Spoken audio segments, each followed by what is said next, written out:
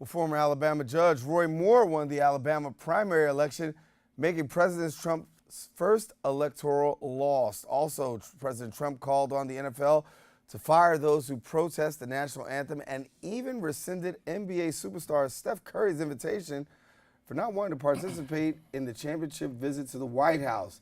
Also, the president let out 24 tweets on the NFL compared to only 4 tweets about the devastation in Puerto Rico, leaving many upset and irate. Joining us now to talk about these political topics, we welcome now our political commentator, Lee Bines, to the set. And Lee, we've been talking about Puerto Rico throughout the course of the show. Many Bronxites affected by it, many family members. And you know the sentiment.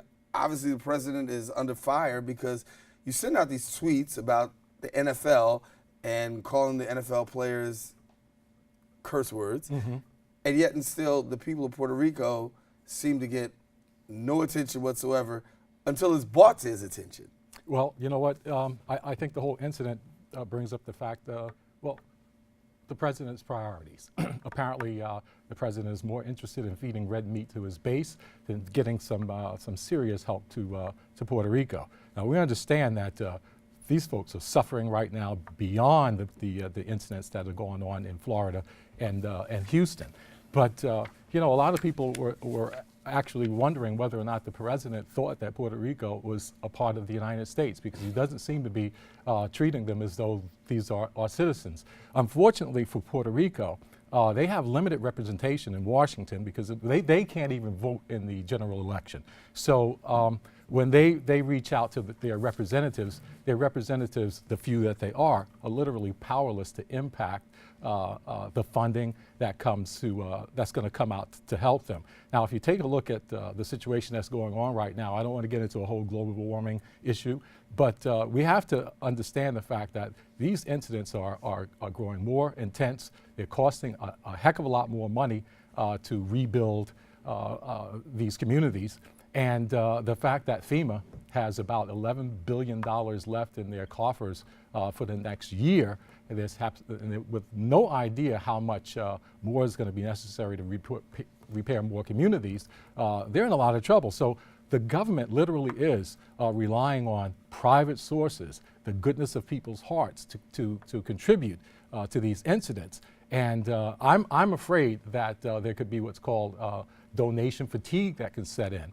And that's one of the reasons why it's very important for Puerto Rico to get the attention while this situation is in play right now, because 2 weeks from now, the news will be gone. Well, here's what the president said in the news out of the White House. Number one, the president says getting into Puerto Rico has been hard because Puerto Rico is an island. It's been hard hit, and it's hard to get into Puerto Rico. Secondly, he says that, you know, pretty much we're doing the best that we can, and Puerto Rico has not been forgotten about. But when you look at the controversy that spanned with the NFL this past weekend and hearing what's going on with all of these NFL players, teams, owners, even it's gotten to the NBA, Steph Curry, LeBron James, it seems as though the president's direction has shifted from really dealing with a real national crisis to really taking the national spotlight in a sparring session. Well, quite frankly, this is all about Donald Trump. That's the bottom line, because we're not just talking about the issue with Puerto Rico. We're talking about a nuclear event that could take place at any moment between the United States and North Korea. We're talking about a national health care crisis going on in America right now because the Senate failed to, once again to come up with a plan that would be palatable to the country. Now, at this very moment, right now, the Obamacare or the Affordable Care Act is literally running out of money. It's being sabotaged as we speak to make sure that a lot of these insurance carriers that are in these exchanges decide that, well, this isn't economically viable for us to stay here. The president has also decreased the advertising budget for healthcare by 90%, which reduces the ability for a lot of people to find out what the heck is going on, what it's going to cost, and how can I make sure that myself and my family or my small business be covered. So yeah, a lot of the things that are going on right now with Donald Trump, specifically this fight with the NFL and the NBA, and probably will spill out into the baseball basketball season, is because he's looking to take your eye off of all of these other issues that are going on. You spoke with the election last night that happened. Right, I want to get on that. Yeah, that happened in Alabama. Roy Moore winning Alabama. Exactly. What does that mean? That means that the Trump administration is going to be facing somewhat of a civil war.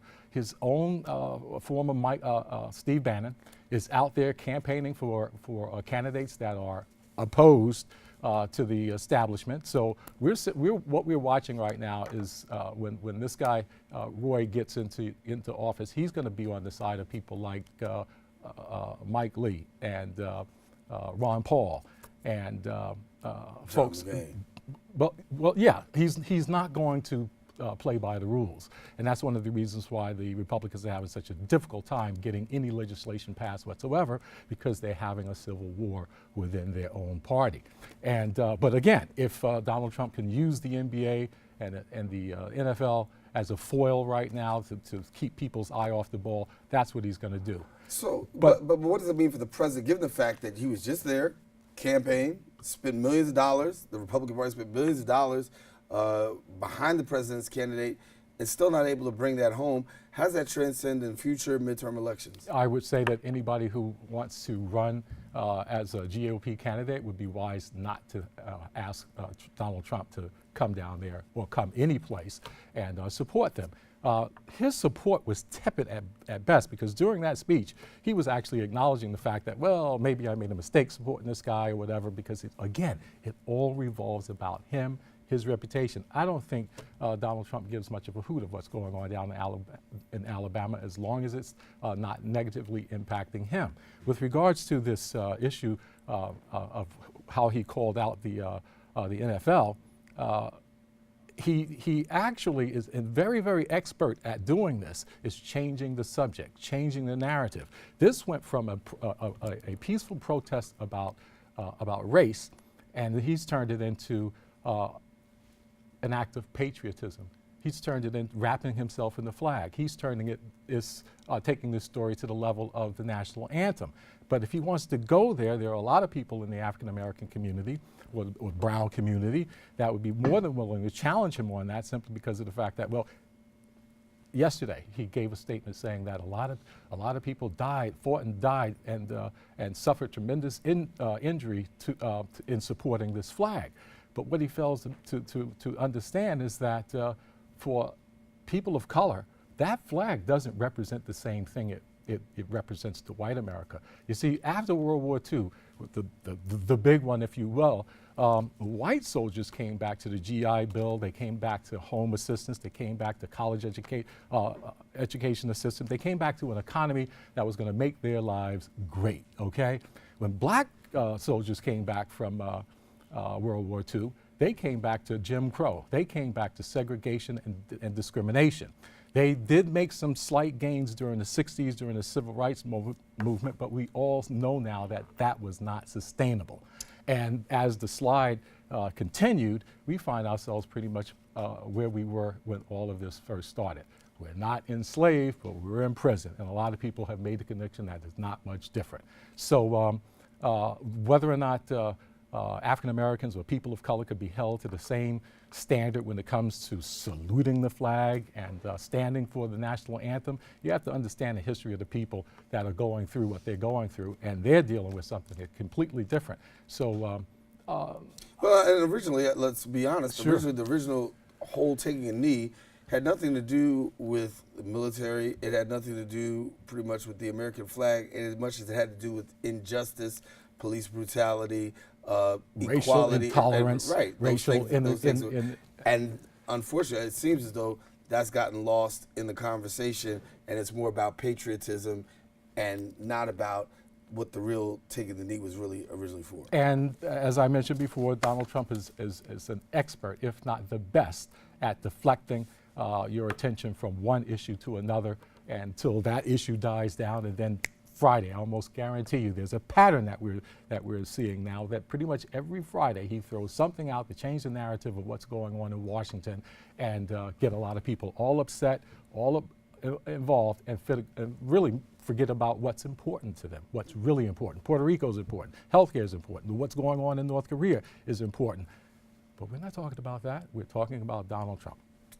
Lee Bines, that's why we bring you in every week. Thanks much. My pleasure. All right, stay tuned. We'll be back more open. Stay with us. We're coming right back in a few.